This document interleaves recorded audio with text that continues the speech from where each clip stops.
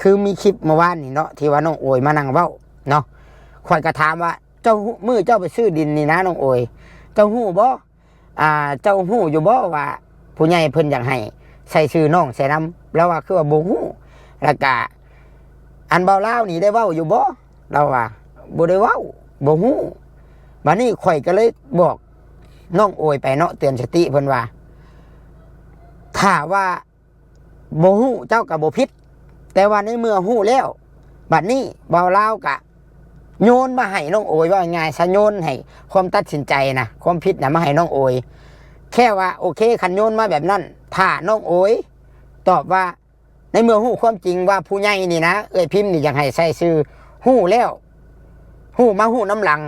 มันก็บ่ได้ผิดอย่างฮู้แหละโอเคถ้าว่าน้องโอยเป็นคนจิตใจกว้างตามที่ทุกคนอีตนสงสารเนาะถ้าน้องโอยเป็นคนที่มีจิตใจกว้างแน่ใดกับน้องคือเก่าโอเคน้องข่อยเองกะใส่ชื่อเข้าไปน้ำกันบ่เป็นหยังเนาะถ้าว่าน้องโอยบ่อย่างนี้ละคุณผู้ใหญ่ผู้เพิ่นซื้อดินให้เนาะแค่ว่าโอเคใส่ชื่อเข้าไปโลดน้องข่อยเนาะกะอยู่น้ำกันบ่เป็นหยังเนาะส่วนสิมีปัญหาหรือบ่มีปัญหาอนาคตบ่พึ่งว่ามานะปัจจุบันคือเจ้าของเงินที่ซื้อดินเพิ่นมีเจตนาอยากให้เฮ็ดแบบนี้เนาะให้ทุกคนเบิ่งคืนบัดนี้น้องโอยกะน้องโอยแสดงว่าน้องโอยนี่กะหน้ามืดแล้วตอนนี้เพื่ออยากได้ผู้เดียวทุกคนคิดว่าข่อยว่าผิดบ่หรือถูกเนาะถ้าหากว่าเรามีจิตใจกว้างขวางจิตใจหักแพงน้องนุ่งก็แค่ว่าไปเมื่อวานนี่ขอไปวานนี่ก็แค่ให้ใส่ซื้อน้ำกันเรื่องเล่ามันก็จบ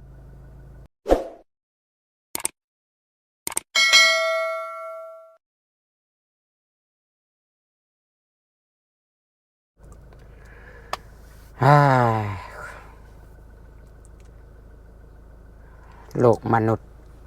นะทุกคนโลกมนุษย์มันก็มีหลายแบบหลายอย่างคนเฮานี่ก็มีความคิดบ่คือกัน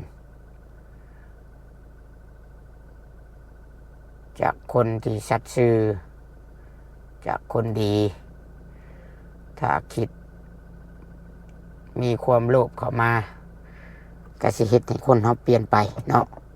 ความโลภบังตาก็อาจสิเฮ็ดให้คิดอย่างบ่ได้ก็มีคำสุภาษิตมีหลายเนาะมันบอกทุกคนก่อนอื่นเบิดก็ขอกราบทักทายสบายดีพ่อแม่พี่น้อง FC แขกผู้มีเกียรติทุกคนทุกท่านที่เบิ่งที่ชมคลิปของตุชิตอยู่เนาะบ่ว่าสิอยู่ใกล้อยู่ไกล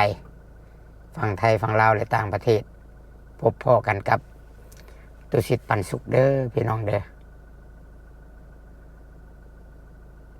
พบพ่อกันเนาะตุชิตกะอยู่เฮือนพี่น้องมื้อนี้ถือว่าพักผ่อนเนาะถือว่าเฮ็ดเวียกอยู่เฮือนเบิ่งข้าวเบิ่งน้ำอยู่เฮือนเนาะเบิ่งธุรกิจเจ้าของในเฮือนนี่แหละพี่น้องถือว่ามื้อนี้บ่ได้เดินทางไปบ้านหนองมักแงวเนาะ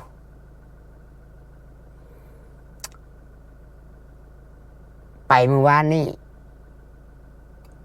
ก็ได้อีกอย่างหลายๆอย่างเนาะ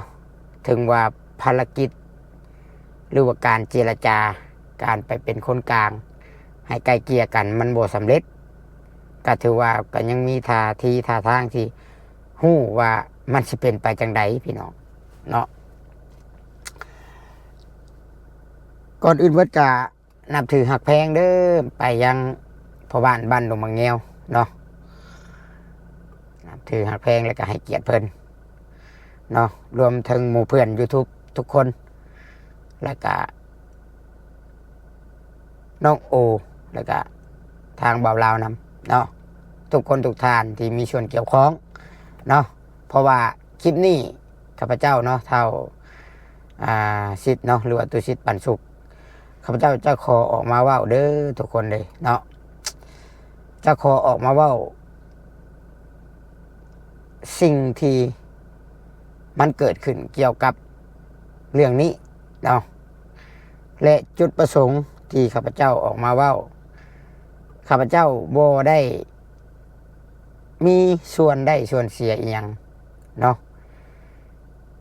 นำและก็บ่ได้มีจุดประสงค์สิอิจฉาหรือว่าย่านไผได้ดีเนาะเว้าง่ายๆขอเว้าตรงๆเด้อพี่น้องเด้อเนาะเว้าแบบตรงๆใส่กันบ่ได้ว่ามีจุดประสงค์ที่จะอิจฉาน้องโอ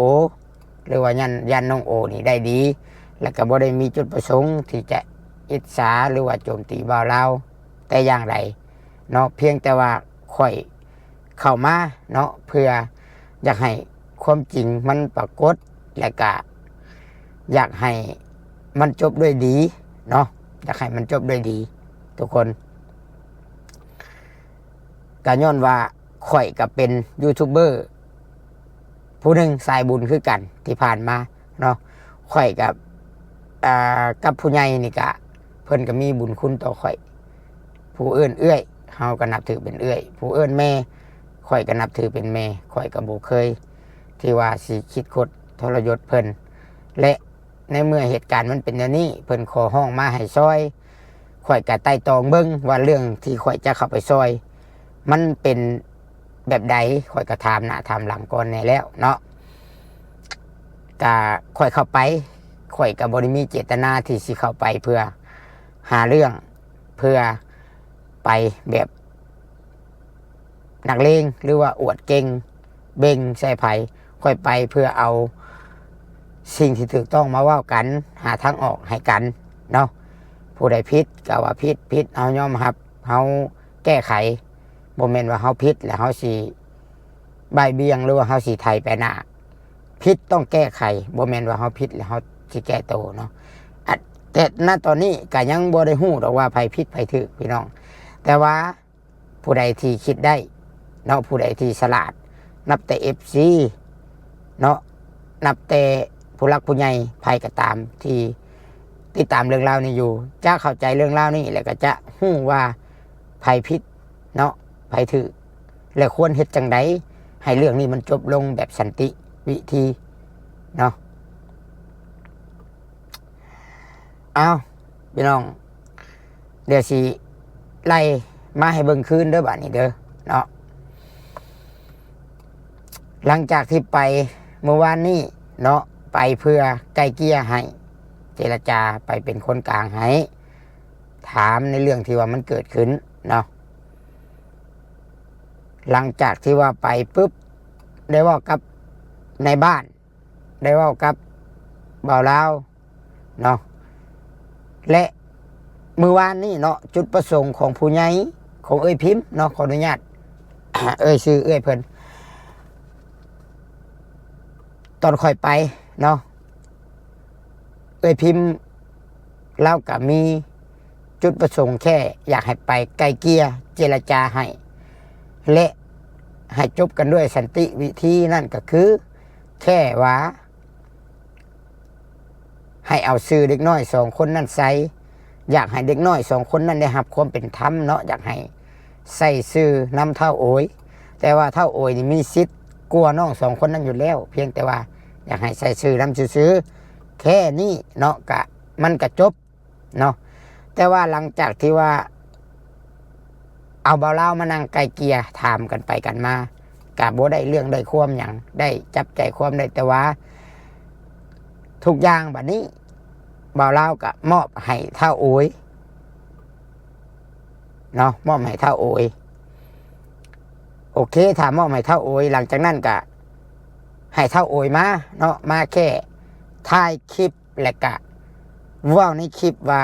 โอเคเอาชื่อน้องคอยใส่นำให้เป็นหลักฐานแล้วก็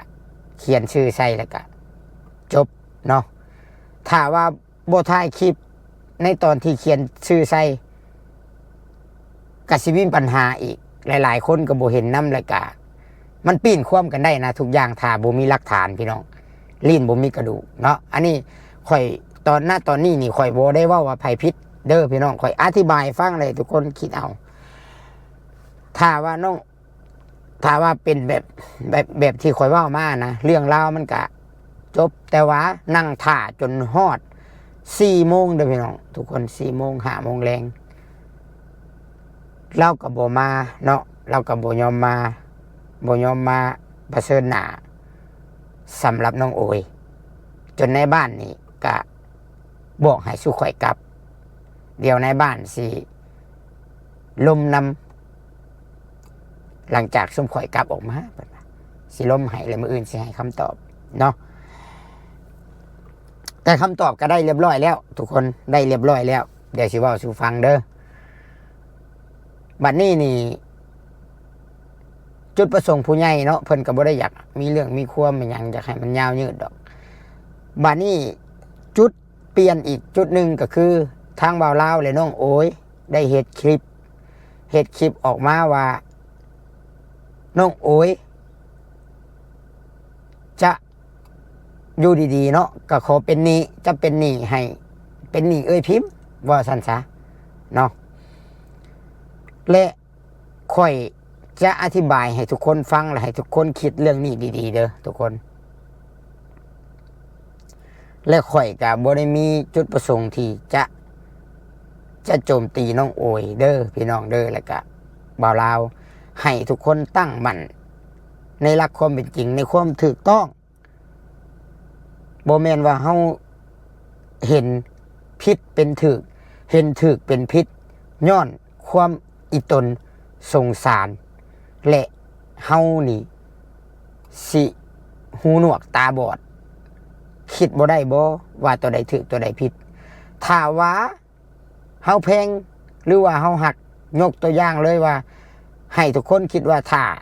ชูเจ้าน่ะหักน้องโอแท้อยากให้น้องโอได้แท้บ่ควรจะใช้วิธีนี้ไดข่อยสิว่าจังซี่เนาะแม่นอยากให้ได้ข่อยก็อยากให้น้องเพิ่นได้คือกันแต่ใ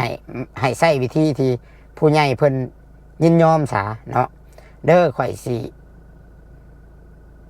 มาเว้าอีกเนาะข่อยมาเบิ่งคลิปของบ่าวลาวแล้วเนาะก็รู้สึกเป็นห่วงเด้เป็นห่วงบ่าวลาวเลยกับน้องโอยถ้าว่าเพิ่นบ่ยอมข่อยเบิ่งคลิปแล้วน่าจะบ่ยอมแล้วก็นายบ้านเนาะบ่าวเวียงได้โทรลมกับนายบ้านบ่าวเวียงก็โทรมาบอกยืนยันแล้วว่านายบ้านว่าเพิ่นก็ยอมคือกันเพิ่นว่าลมน้ำเขาบ่ได้เขาบ่สนเนาะในบ้านก็ว่าให้ชุมเจ้าดำเนินการได้เลยแล้วแต่ชุมเจ้าในบ้านก็ว่าสิคือว่าง่ายในบ้านก็เปลี่ยนแปลงบ่ได้นะในบ้านก็คันเขาบ่ยอมในบ้านก็บ่เปลี่ยนแปลงให้ว่าซั่นซะเนาะเราก็อยากให้ดำเนินอีกขั้นตอนนึงกับบ่ติเพิ่นในบ้านเนาะเพิ่นเป็นคนกลางเด้เนาะถ้าฝ่ายใดฝ่ายหนึ่งบ่ยอมก็เพิ่นก็ตัดสินให้บ่ได้คันว่าเพิ่นตัดสินให้บ่ได้ก็เฮาก็ขึ้นไปใหญ่กว่าหันเนาะสำหรับเรื่องนี้เนาะสำหรับผู้ใหญ่เพิ่นได้ขึ้นกับผู้ใหญ่เพิ่นเนาะแต่รู้สึกเป็นห่วง บ่าวลาวกับน้องโอยย้อนหยังพี่น้องพังคักๆเด้อหลังจากที่ข่อยเบิ่งคลิปแล้วนี่บ่าวลาวเนาะเราบอกว่าน้องโอยจะยอมรับผิดเพียงผู้เดียวน้องโอยออกมาเว้ากับบ่าวลาววานนี่เนาะก็เทิงเว้าเทิงหัวเบิ่งก็คือสิบ่ได้คิดนักใจอีหยังในสิ่งที่มันเกิดขึ้นเนาะแล้วบ่าวลาวว่า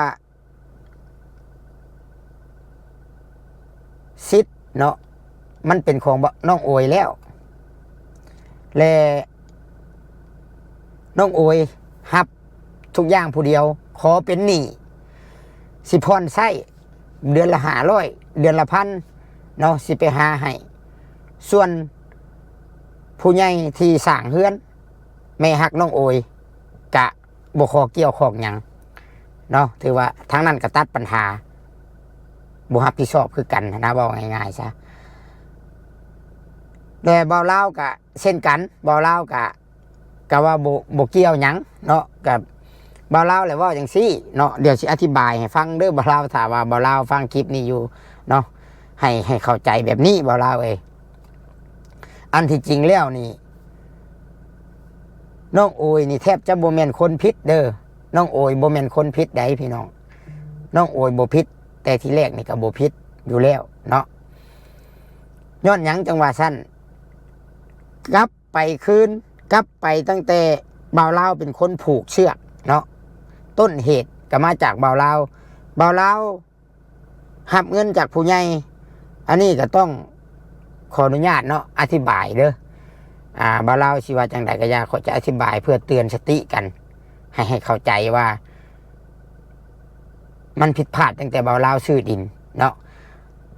คือว่าจังซั่นบ่าวลาวนี่หับเงินจากผู้ใหญ่เนาะหับเงินจากผู้ใหญ่20,000เนาะแล้วกับผู้ใหญ่บอกว่าจุดประสงค์เพิ่นคือให้ซื้อดินให้น้องโอยและใส่ซื้อน้องทั้งสองใส่น้ำบ่าวลาวก็โอเคหับปากผู้ใหญ่เนาะหับปากผู้ใหญ่และหับเงินเพิ่นแต่ว่าหลังจากที่ว่าหับเงินแล้วเลยบ่าวลาวบ่เฮ็ดคือคำเว้ามันก็ผิดแล้วซำนี้เนาะและข่อยเบิ่งคลิปบ่าวลาวว่าข่อยผิดบ่อนไหนผิดแค่ว่าบ่ใส่ซื้อแต่ว่าเงินนี่บ่าวลาวบ่ได้ไปใช้จ่ายส่วนตัวบ่ได้ไปใช้จ่ายส่วนตัวแม่นแต่ว่ามันผิดตรงที่ว่าซ้ำว่าเฮาน่ะไปต้มตุนหลอกลวงเพิ่นเอาเงินเพิ่นมาเพื่อใช้ไปในทางที่ผิดแบบใดผิดจุดประสงค์เพิ่นเนาะผิดจุดประสงค์ของเพิ่นที่เพิ่นให้ไปเฮ็ดบัดนี้ในเมื่อมันผิดแบบนี้แล้วแล้วบ่าวลาวสิมอบให้ว่าให้น้องโอยเป็นคนรับผิดชอบผู้เดียวคันว่าน้องโอยรับผิดชอบผู้เดียวนี่ถ้าหากเกิดมีการคือบ่าวลาวว่าถ้าเกิดว่าเรื่องมันใหญ่นะพี่น้องมันมีการเรื่องมันเข้าสู่ขบวนการกฎหมายเลยต่อให้ปฏิเสธว่าให้เท่าโอยผู้เดียวเป็นคนรับผิดชอบกะขบวนการกฎหมายเพิ่นสิฮื้อมาใหม่เบิดเด้อข่อยสิเว้าสู่ฟังเด้อบ่แม่นว่าข่อยน่ะเก่งกฎหมายเด้อพี่น้องบ่แม่นว่าข่อยอ้างว่าเก่งกฎหมายฮู้จักหยังมันคือเรื่องจริงมันคือกฎหมายของสปป.ลาวประเทศลาวเนาะเฮาเว้าได้อยู่แต่ปากเฮามันแล้วอยู่แต่ถ้าเฮาว่าเรื่องมันได้ฮอดกระบวนการกฎหมายปุ๊บเนาะไผพาซื้อดินเนาะไผพาซื้อดินพอบ้านนี่ก็ต้องได้ไปนำกันคือเก่าเป็นเพิ่นก็สิถามเนาะทางเจ้าหน้าที่สิถามพอบ้านคนใดซื้ออันเส้นให้ตอนซื้อตอนขายเนาะและไผเป็นคนพาไปซื้อและไผเป็นคนเส้นเอาฮับเอาที่ดินและชุมเจ้าเฮ็ดน่ะถูกต้องเบิดอยู่แล้วกระบวนการซื้อขายนะในสิ่งที่มันผิดก็คือเจ้าไปตัวเอาเงินผู้ใหญ่เฮาไปตัวเอาเงินเพิ่นย้อนใส่ความอีตนสงสารของเท่าโอยไปตัวเอาเงินผู้ใหญ่เนาะตัวมาได้แล้วและใส่ไปในทางที่ผิดคำเว้าและมันมีหลักฐานเบิดบัดนี้บ่าวลาวมีหลักฐานตัวใดหลักฐานหนึ่งการโอนเงินมาให้เจ้าสองกะบ่าวลาวก็ยอมรับเองเด้คลิปเมื่อวานนี่ก็ยอมรับว่าแมนก็ได้เหตุผิดแล้วก็บัดนี้ถามในบ้านก็ว่าบ่าวลาวบ่ได้เว้ามาเลยเกี่ยวกับเรื่องเด็กน้อย2คนนั่นที่สิใส่ที่ดินนำบ่ได้เว้ามาในบ้านก็มีหลักฐานคลิปในบ้านก็เว้าแบบนี้คักแน่และแสดงว่าบ่าวลาวนี่ปกปิดความจริงมีจุดประสงค์หยังจังบ่อยากใส่ชื่อเด็กน้อย2คนนั่นเนาะเฮาก็จี้ถามแบบนี้ถามด้วยเหตุผลได้นี่ถามแบบว่าบ่ได้แบบว่าอยากเอาเรื่องเอาความกันแค่ถามแล้วก็แก้ไขนะพี่น้อง แล้วบ่เล่าก็ว่าผู้ใหญ่แม่ฮักน้องโอยสั่งมาบ่ให้ใส่บัดนี้เขาต้องเบิ่งกลับคืนไปอีกบ่ให้ใส่แล้วเขาเบิ่งว่าที่ดินตอนนี้นี่แม่ฮักน้องโอยนี่เป็นคนซื้อบ่พี่น้องเงินเราบ่ได้มีจักกี่จักบาทในส่วนซื้อดินแล้วเราเข้ามาว่าถ้าว่าบ่เฮ็ดตามเราสิบ่เฮ็ดเฮือนให้เนาะเราต้องมองย้อนกลับมาว่าเราบ่ได้มีสิทธิ์หยังใดกับดินและบัดนี้ในมือซื้อถ้าเฮาบริสุทธิ์ใจเนาะเป็นหยังคือสมมุติยกตัวอย่างว่าเพิ่นว่าเด็กน้อยนี่บ่มีตัวตนเด็กน้อยนี่บ่มีตัวในสมโนครัวแล้วข้อยอยากถามว่าเป็นหยังเฮาบ่โทรแจ้งผู้ใหญ่ก่อนเจ้าของเงินโทรศัพท์เฮาก็มีฮัลโหลตอนนี้เด็กน้อย2คนนี่ใส่ซื้อบ่ได้ใส่ได้แต่เท่าโอยจะเฮ็ดจังไดถ้าว่าเอ้ยพิมพ์ว่าโอเคใส่ซื้อน้องโอยโลดผู้เดียวเนาะใส่ซื้อน้องโอยโลดผู้เดียวบ่ต้องใส่ซื้อน้อง2คนนั่นใส่น้ำเรื่องมันก็จบคือกันต้องให้เอ้ยพิมพ์สิมาเว้าจังใดสิปีนคืนก็บ่ได้บัดนี้บ่ได้แต่อันนี้ย้อนหยังย้อนจุดประสงค์ว่าเราอยากให้ใส่ซื้อน้ำกัน3คนและบัดนี้นี่บ่าวลาวก็บ่ได้โทรถามคืนถามเอื้อยเพิ่นมีแต่ว่าจัดการเลยหลังจากจัดการเลยกะบัดเอื้อยเราส่งมาถาม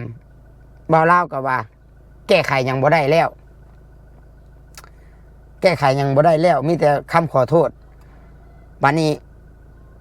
มันผัดบ่แล้วเนาะทุกคนมันผัดบ่แล้วเนาะบัดนี้นี่หลังคันว่าบ่แล้วบัดนี้คือมีคลิปเมื่อวานนี่เนาะที่ว่าน้องโอยมานั่งเว้าเนาะข่อยก็ถามว่าเจ้ามื้อเจ้าไปซื้อดินนี่นะน้องโอยเจ้าฮู้บ่เจ้าฮู้อยู่บ่ว่าผู้ใหญ่เพิ่นอยากให้ใส่ชื่อน้องใส่นำแล้วว่าคือว่าบ่ฮู้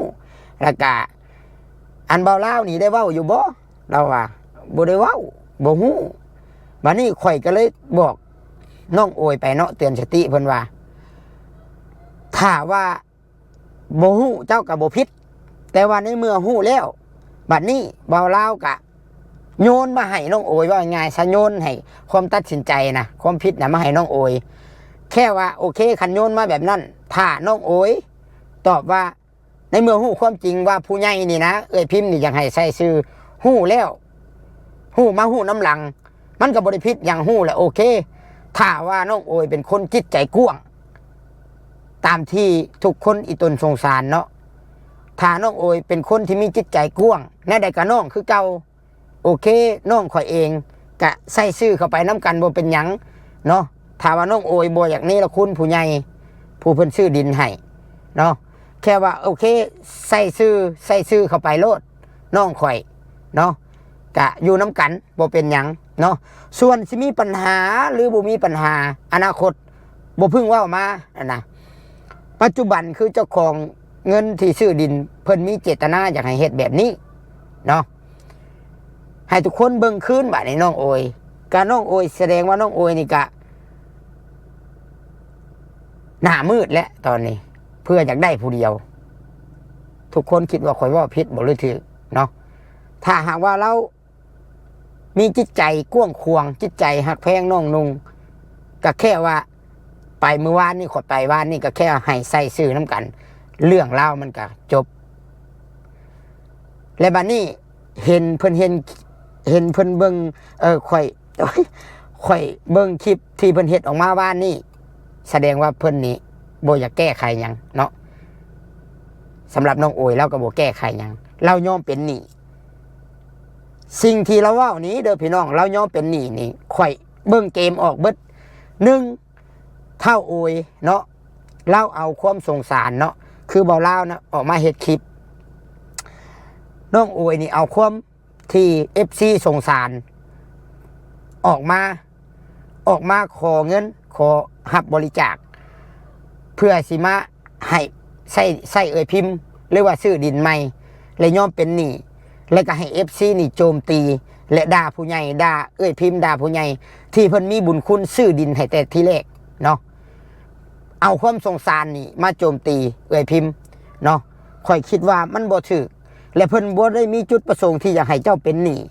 แค่เพิ่นอยากให้ใส่ชื่อน้อง2คนใส่นั้นใส่น้ำมาจบบ่ได้มีหยังใดเนาะบ่มีหยังเลย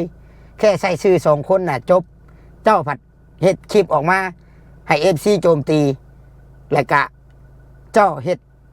หน้าตาสงสารเพื่อว่าให้ FC สั่งและเกลียดผู้ใหญ่เกลียดเอ้ยพิมพ์ทั้งที่เอ้ยพิมพ์น่ะอยากให้ชุดเจ้าได้ตั้งแต่ทีแรกและข่อยก็เห็นหลายคอมเมนต์ว่าเอ้ยพิมพ์นี่เป็นผู้ใหญ่ใจบุญแต่ใจบาปเนาะให้แล้วอยากเอาคืน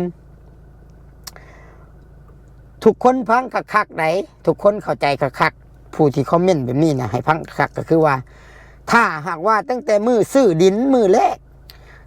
ถ้าเฮ็ดตามจุดประสงค์ของเราก็บอกว่าคืนมาอันนี้มันผิดจุดประสงค์ผิดจุดประสงค์ก็แค่เราอยากแก้ไขเราไม่ได้อยากได้คืนถ้าหากว่าเอ้ยพิมพ์นี่เป็นคนใจบาปใจยักใจมารเป็นคนขี้ทีได้ให้แล้วอยากเอาคืนลองเบิ่งกลับไปแม่ฮักของน้องโอยแห้งใจดำข่อยสิเว้าโลดพี่น้องแต่ว่าข่อยบ่ได้เครียดได้ให้เพิ่นได้ข่อยอธิบายเรื่องนี้ให้ฟังเนาะให้ทุกคนเบิ่งกว้างๆถ้าคิดว่าเอ้ยพิมพ์นี่เป็นคนใจแคบใจจืดใจดำนี่แม่ฮักน้องโอยนี่แห้งใจแคบทั้งที่ตัวเองนี่บ่มีเงินเกี่ยวข้องกับการซื้อดินแค่สิมาเฮ็ดเฮือนให้ใช้สิทธิ์ใช้อำนาจบาดใหญ่มาสั่งห้ามนั่นห้ามนี่ห้ามแม้กระทั่ง YouTube ที่เขาถ่ายเคยถ่ายมาก่อนก็บ่ให้ถ่ายห้ามทุกอย่างห้ามบ่ให้ใกล้กันกับครอบครัวญาติพี่น้องเนาะแล้วทุกคนคิดว่าไผกันแท้ที่เป็นคนใจแคบที่เป็นคนที่ใจบ่กว้างเนาะห้ามแม้กระทั่งบ่ให้ผู้ใหญ่เข้าไปยุ่งไปเกี่ยวแล้วค่อยอยากตั้งคำถามเนาะเพราะว่าผู้ใหญ่เพิ่นคิดว่าคือมีบางคอมเมนต์ก็คิดว่าก็สิอยากให้น้องโอยได้ผู้เดียวย่านมีปัญหาในอนาคตค่อยสิบอกว่ามีบ่มีปัญหาบ่มีน่ะมันบ่เกี่ยวเอาปัจจุบันเอาจุดประสงค์ของผู้ใหญ่ที่ซื้อดินให้เพิ่นอยากให้เฮ็ดแนวใดก็ต้องควรเฮ็ดจังซั่นส่วนคนที่คิดว่าย่านมันมีปัญหาในอนาคตเป็นหยังเจ้าบ่ซื้อดินให้ใหม่ต่างหากและเฮ็ดเฮือนซื้อของเท่าโอยต่างหากโลดจกเงินในกระเป๋าตัวเองเฮ็ดโลดข่อยขอตั้งคำถามถ้าบ่อยากให้มันมีปัญหามันมีปัญหาก็ย้อนจังซี่เนาะและถ้าผู้ใหญ่หรือว่าไผก็ตามคิดว่าย่านมันมีปัญหากันอนาคตย่านมันญาติแย่งกันอันนี้ใส่ซื้อเท่าโอยผู้เดียวใครแน่เนาะมีปัญหาเท่าโอยได้ผู้เดียวแน่กระซ้ำว่าเห็นแก่โตอยากให้แต่เท่าโอยได้บัดน้อง2คนนั่นเด้มันก็บ่เป็นธรรมกับเขาเลยกับผู้ใหญ่พร้อมเจ้าของเงินนี่เนาะสิ่งที่ข่อยว่ามานี่อาจสิไปคัดใจหรือว่าบ่ถูกใจหลายคนแต่มันคือความจริงเด้อพี่น้องเด้อแต่มันคือความจริงให้ทุกคนคิดคักๆได้พี่น้องเนาะว่าข่อยอธิบายกวมรวมมานี่มันเป็นจังใดเนาะถ้าว่าเอ้ยพิมพ์นี่เป็นคนใจแคบใจบาปคือข่อยว่าหมดแล้วลองเบิ่งคืนการกระทำของแม่ฮักเราได้ซะบอดกระทายมาแต่ใดกระโบให้ทายอันนี้ปากของน้องโอยเองจะเป็นคนเว้าเนาะกระโบให้ทายคือเรื่องทายดราม่าเฮาบ่เป็นคนไปตัดสินเนาะ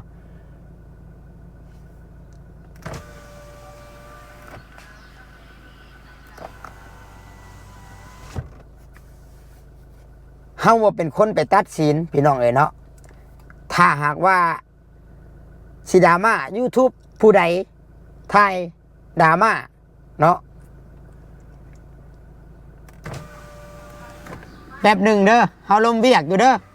แป๊บหนึ่งเฮาลมเวียกก่อนแป๊บหนึ่ง ถ้ายูทูบเบอร์ผู้ใดนะพี่น้องที่มักถ่ายดราม่านะให้ FC เพิ่นตัดสินเองเพิ่นฮู้เองดอกว่าไผมักสร้างเรื่องสร้างราวสร้างดราม่าเนาะเฮาบ่ไปตัดสินกันผู้ใหญ่หรือว่าแบบว่าเฮาสิไปสร้างห้ามแบบนั้นน่ะข่อยก็คิดว่ามันสิใจแคบโพดตัวเนาะยูทูบเบอร์นี่ไผก็อยากได้ยอดวิวเบิดเนาะแล้วก็สิ่งที่ข่อยฮู้มานี่ผู้ที่ถ่ายน้องโอยนี่ก่อนนี่เป็นเขาเบาเวียงเขาเบาบอดอีหยังได้เนาะและเว้าสรุปมาเบิดนี่ก็คือว่าความจริงมันเป็นแบบนี้เนาะแล้วค่อยรู้สึกเป็นห่วงเนาะเป็นห่วงผู้ที่เกี่ยวข้องทั้งเบิดในเรื่องนี้แหละถ้าหากว่าคือในบ้านโทรมานี่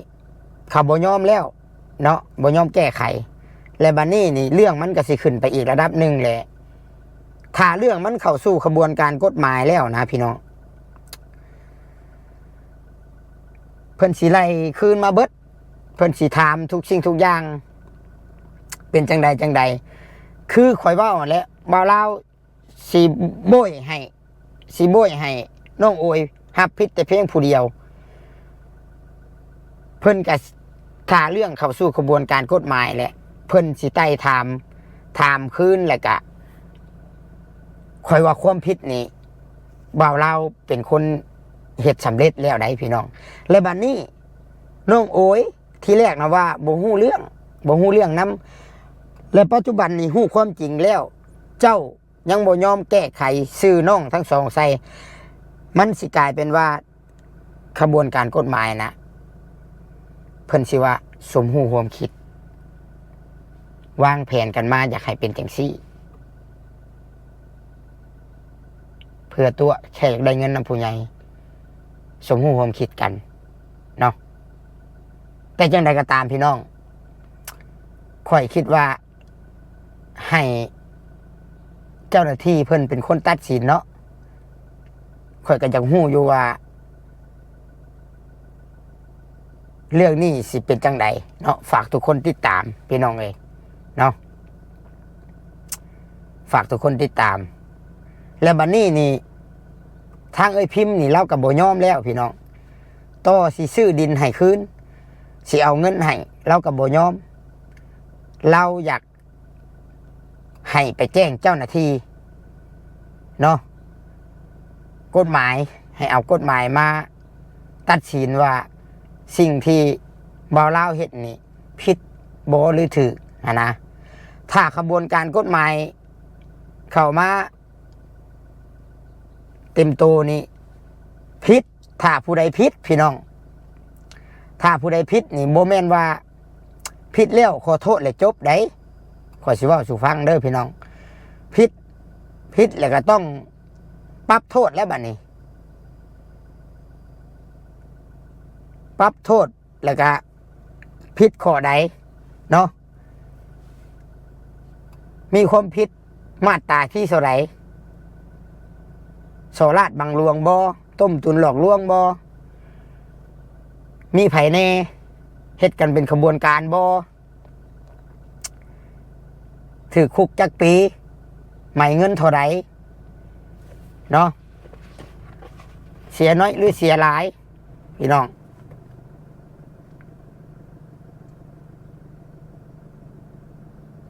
มันสิประมาณนี้พี่น้องเอ้ยเนาะก็เลยว่าน่าเป็นห่วงเนาะน่าเป็นห่วงถึงบ่าวลาวถึงน้องโอยถ้าว่าฟังคลิปนี้เนาะก็ให้เก็บไปคิดที่จริงข่อยไปว่านี่ข่อยว่าเอาซื้อเด็กน้อยทั้งสองใส่นะก็คือจบบัดนี้นี่ขันบ้านใกล้เกลียบ่ได้ก็สิไปตามขั้นตอนในทุกคนไปตามขั้นตอนตามขบวนการเพิ่นนั่นแหละเนาะคือไปบ้านนี่ย้อนหยังย้อนว่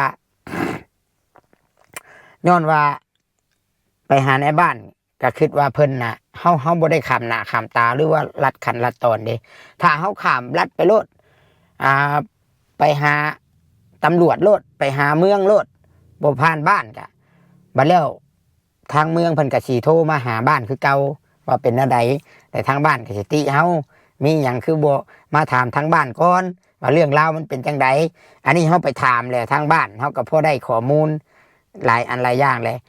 ก็ขันบ้านยังไกลเกลี่ยบ่ได้ก็เฮาก็ไปอีกขันหนึง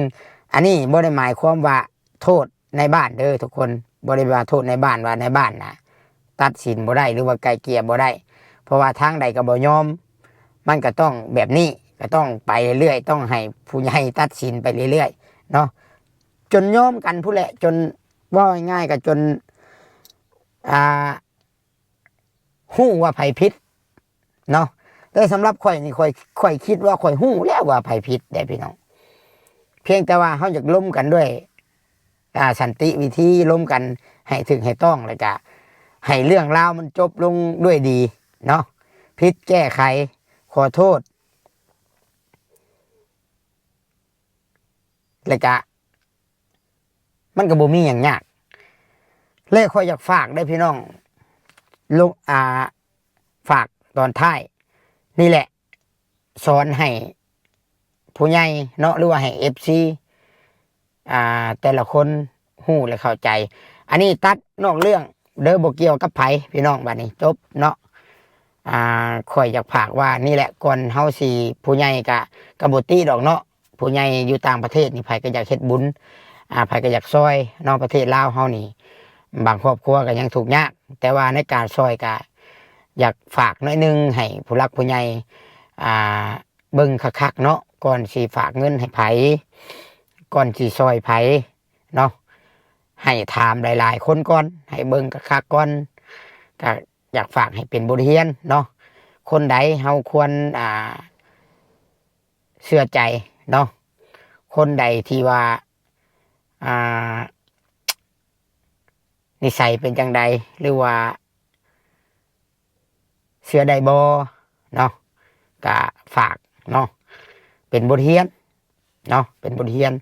ส่วนคนที่เฮาจะซอยคือกันเนาะสุดท้ายก็บ่ติเลยพี่น้องเนาะมันคนที่เฮ็ดด้วยใจซอยอยากซอยเอหลีเป็นสะพานบุญเอหลีมีแต่ว่ามันก็ต้องมีแอบแฝงคนที่แบบว่าหน้ามืดที่ว่าคือผลประโยชน์หลายก่อนจนบ่ฟังไผนี่ก็มันก็มีคือกันเนาะแต่ว่าบ่ได้ชื่อไผเด้อพี่น้องเกี่ยวกับลงท้ายนี้เนาะเรื่องก็มีสำนี้เนาะก็มีแต่ว่าฝากไว้สำนี้เนาะก็สิได้มอบเรื่องบัดนี้ทางบ่เวียงเนาะก็สิได้มอบเรื่องให้เจ้าหน้าที่แล้วบัดนี้พี่น้องเนาะก็ให้เพิ่นเอิ้นไปไกลเกลี่ยกันก็สิอธิบายให้เพิ่นฟังเนาะผู้ใหญ่ก็ให้เพิ่นโทรมาเนาะให้เพิ่นโทรมาล้มกันมันมี2ทางอยู่พี่น้องมันมี2ทางอยู่ก็สิจบลงจังใดก็ฝากทุกคนติดตามพี่น้องโอเคก็ขอให้ผู้ใหญ่ทุกคนทุกท่านอยู่ดีมีแรงเด้อพี่น้องสุขภาพแข็งแรงเนาะบ่หลายเลยพี่น้องบัดนี้สบายดี